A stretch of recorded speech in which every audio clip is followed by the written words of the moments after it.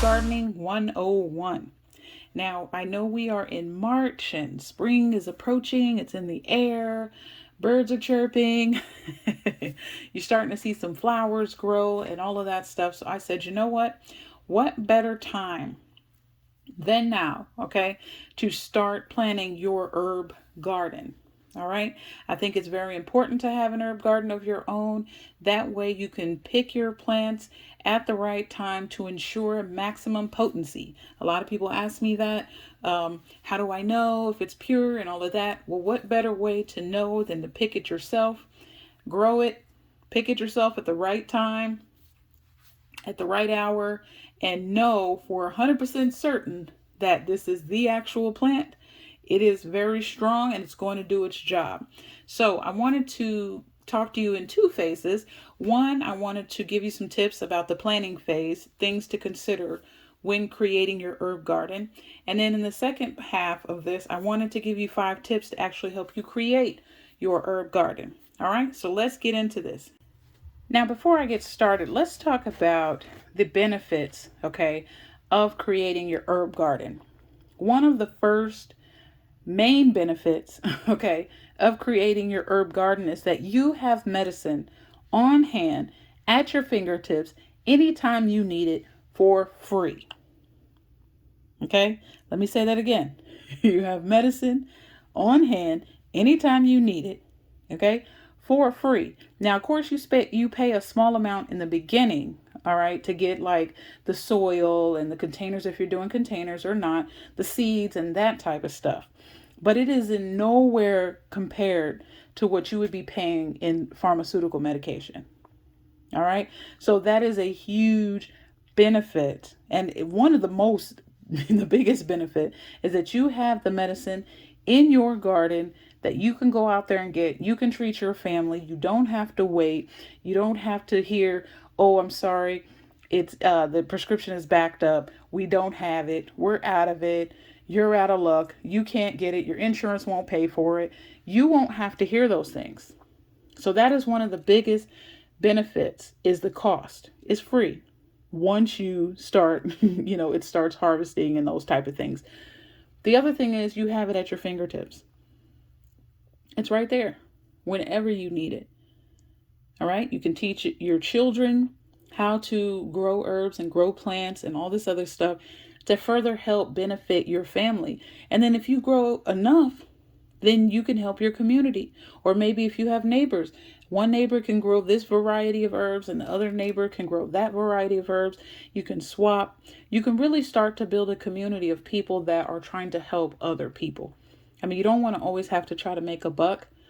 And like I said before, if you have access to these plants, whenever you need it, you get a cough, you get a cold, you need a detox for whatever reason. I mean, how good would you feel to know, like, no, I don't have to wait. Nobody has to tell me to wait for nothing. I'm finna go to my backyard, use my mortar and pestle, grind me up something right quick, make me a capsule, or I'm finna, help my baby out. We good. Like, we all the way good over here. Because there is going to come a time, and people don't believe this. I say it all the time, but it's going to come a time where, first of all, it's not going to matter whether you believe it or not. That's first of all. Second of all, it's going to come a time where you have no medicine to rely on at all from the pharmaceutical company. Believe it or not, you're not going to have any medicine. You're not going to have access to it. You may not even have money, either because of, job loss or whatever the case may be. You may not even have the money for the medicine. And if you don't, that doesn't mean that you don't have the right to have access to good health care or to be able to take care of yourself. Nature has that remedy.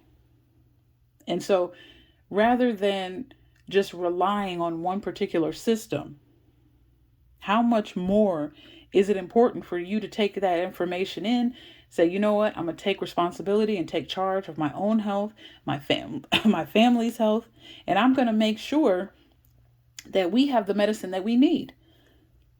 Just like, you go out there and stock up on aspirin and stock up on ointment and stock up on Band-Aids and all that stuff. Why not go and get some seeds? Get you some good soil, some fertilizer, some containers, and just start growing stuff yourself. and continue to harvest it, dry it, grind it up, do whatever you need to do with it, and start storing that up. For those of you that can, you can do it alongside of that. But whatever you do, the ultimate goal is to be self-sufficient. And if you don't hear anything else that I say throughout any of my podcasts or read anything in my posts, please understand that I am pressing for self-sufficiency, for educating and empowering yourself to be able to do things for yourself. Because we are going back to a time, and maybe even worse, where we are going to have to rely on ourselves.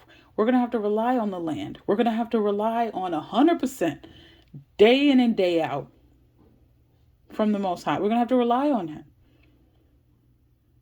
because of the things that are coming. So a lot of the posts that you're going to see from me and all of that kind of stuff, it has the same tone for a reason. You know, I'm not necessarily a gloom and doom, but I am a realist. I always look at the signs on the wall, watch the signs of the times. And bottom line, even if nothing was coming and nothing was happening, why spend all that money on all this medicine with all these side effects? And then you're sitting in the doctor's office, they have no idea what's going on. I don't understand. All the tests say you're fine. There's no issues. We don't understand. Only to see this laundry list of side effects that occur from what? All of these medicines. So they give you one pill for one thing, and there's 10 side effects from that pill. Then the side effects actually manifest in your body in some kind of way. So now you need another pill to deal with those side effects, right? And then that pill manifests side effects from that pill. And then now all of a sudden you need another pill. So before you know it, you're on like 10 different pills. Then guess what? Oh no, I've been diagnosed with cancer. Well, of course. There's been toxicity. You're bringing it in faster than the body's able to eliminate it. That is the only end for that type of lifestyle. So I'm trying to challenge you to create your own herb garden, to take charge of your own health, and not have to wait to be knocking at death's door in order for it to be real for you. Make it real now. Prepare now. Because if you can do that, how much more? You see what I'm saying? How far would you be? A lot farther than where you are now. Okay? So I'm going to get off my soapbox and I'm going to dive into Herb Gardening 101 because that's what we're here to talk about. And so again, I want to empower you to create your own herb garden and make it fun. Make it fun. All right, so let's get into this. Now, during your planning phase, some of the things I would say to get is, first of all, a notebook, okay? The other thing you want to get is some note cards. The third thing you want to get is a recipe box, all right? Doesn't have to be fancy. You can get a pack of note cards for a couple bucks at your local store. And a notebook is just the same, a couple bucks. You don't need to spend a whole lot of money. But the first thing that you want to do is sit down, identify and research the medicinal herbs that you would like to grow. Okay, you want to consider factors such as soil, pH, water that's needed, sunlight that's needed, as well as compatibility with other herbs when you're planting them. You also want to consider, what issues am I trying to address? What are some common issues that we deal with in our household, and we need plants to address these issues? You want to zero in on those plants, because if you're just planting herbs because it sounds cute and it's cool, but you can't actually use them, or you don't know what to do with them, then the chances of your herb garden, being successful are slim to none. Because eventually you're like, I don't know what to do with this. I got, bushels of chamomile. Y'all can just come get this stuff.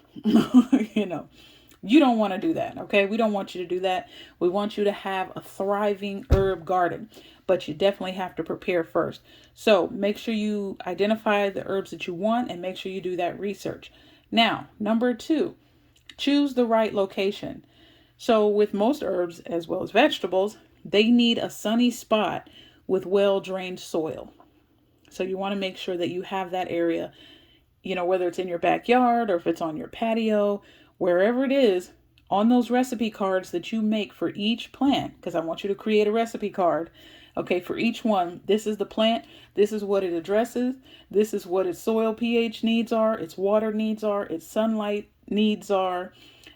If there's a companion planting issue or a compatibility issue, that's what this is. Write that down on these cards so that when you go back, let's say you start buying seeds, you know exactly what to do with those herbs. Okay.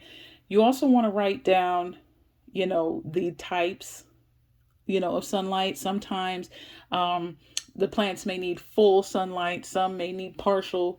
So you want to write that down as well. All right. Now, number 3, after you've kind of gotten the planning going, you want to next gather essential tools. So the tools that you'll need are pruners, a watering can, and a trowel. All right. Now, if your space is limited, you want to consider container gardening. Okay. And container gardening can be very simple and easy.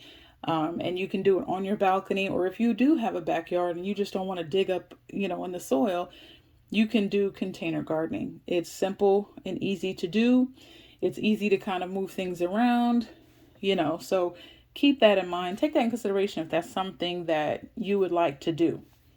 All right. Now, number 4, the 4th thing that you need to do in the planting phase is to test and amend any soil just to make sure that it's really rich in nutrients.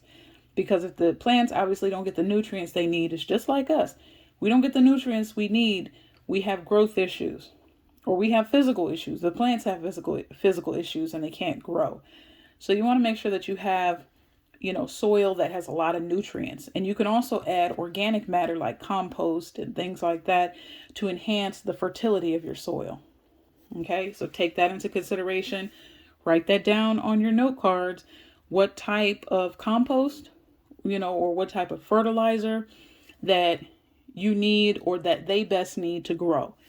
All right. And number 5, last step in the planning phase, is to plan for maintenance. So also on these cards, I want you to write down the watering schedule. How often do you need to water these?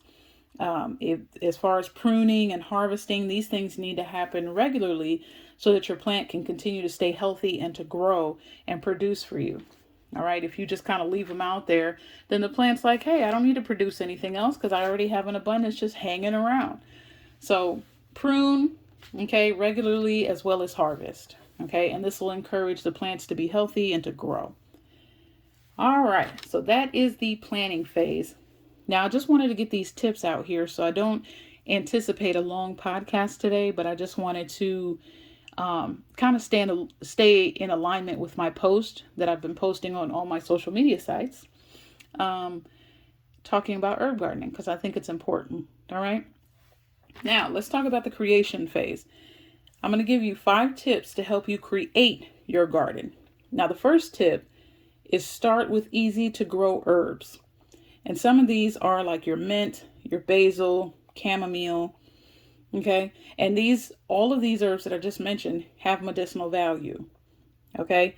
As you get more experienced and, you learn more, then of course you can introduce yourself to more challenging varieties of plants, but so you don't get discouraged, start with the most easiest to grow herbs. And I think that by seeing that abundance, it'll keep you encouraged. It'll keep you excited. You can take that chamomile and you can make yourself a tincture, or you can take it and, infuse it in oil and make you a salve. And so once you take it from the seed to the plant to actually making the medicine from it, it'll keep you encouraged. All right. And we always want that to happen so that way we can continue to grow, make plant medicine. All right. Number 2, consider companion planting. Okay. And basically this is just planting herbs that complement each other. And this will discourage like pests and it'll help the plants grow. So a good example of this would be if you plant basil and oregano together. Together, they can deter certain insects and they can enhance each other's flavor. All right. Which is very good. All right. Number 3. This is tip number 3 to help you create your herb garden. Number 3 is to harvest thoughtfully. Okay. Like I told you before, in the planning phase, you want to make sure that you write down when can you harvest this particular plant. This is very important. You'll know when to pick it and when is the best time. Sometimes you have to pick it before the first dew. Sometimes you pick it in full sunlight. It depends on the type of herb that you're picking. Also the thing that you want to do is what season do you want to be picking this in? Okay, sometimes you don't grab the roots yet. You leave that till the fall. So you want to write down, excuse me, so you want to write down what harvest season should I pick this in, and when is the right time? Because that is very important. What time of day is very important. All right. Because like I said before, if you harvest regularly, that'll encourage a more bushier growth and you'll have more plants throughout the year. Excuse me for a second. I'm going to get something to drink because my throat's like, ugh.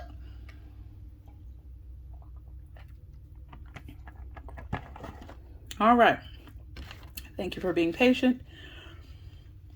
Okay. Now, tip number 4. Okay. Be mindful of space when you're selecting your herbs. Okay. Each herb requires a certain amount of space. There are some, like mint, for example, that if you just give this thing, open space, then it will just grow and grow and grow and grow and try to take over everything that it's in. So be mindful of the amount of space that your particular herb needs. And again, write this information as well on your recipe cards to keep yourself organized, okay? Because that's going to be important. You don't want to just, plant something in the ground or in your container and then try to companion plant. And next thing you know, the other one just completely takes over. You don't want that to happen. All right. Number 5, keep an eye on pests and make sure that you monitor your herbs for diseases. So if you have a plant, all right, one of the things that you need to know are what are some of the common issues or illnesses that these type of plants could be exposed to and why? What are the reasons? So that 1, you can make sure you don't do those things. 2, you can make sure that you fortify your plant so that it can grow. And if it's a type of plant that attracts bugs and this and that and the third, then you need to amp up your pest control plants. Okay, and there's several natural plants that you can plant that will repel okay, bugs, and you don't want to deal with any of that. So, like I said before, I didn't want to make this particular podcast too long because I wanted you to be able to just get the tips and hit the ground running. And I would love to hear, okay, if you are someone that has listened to this and you said, you know what, I'm going to go ahead and start. I'm going to do my planning. I'm going to create. I'm going to get my, containers, all that other stuff. Hit me up on social media. I'm a very nice person, y'all. I really am. But I'm always interested to see, what people are growing and what they're creating. Let's build a community out here of people that's like, get up and get it done. So hit me up on all my social media. I would love to hear from each and every last one of you. And if you like what you've heard, stay tuned for more informative podcasts. Follow me, please, on all of my social media websites at The Demystified Herbalist. And until next time, family, I'm out.